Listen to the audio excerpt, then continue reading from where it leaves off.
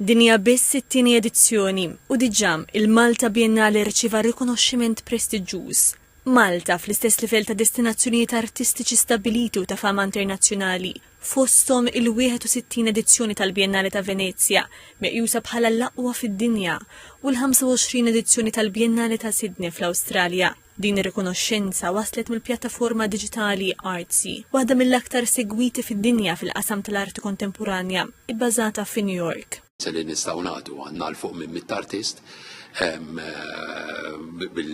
b'numru rekord ta' padiljuni sallaħqu mal 29 padiljun, jiġifieri se jkun hemm spettaklu ta' kreattività fil-11 sit differenti ta' Heritage Malta kollha siti storiċi li allura nilħu li għalihom imbarkajna fuq dal-Malta Biennale 4 snin ilu.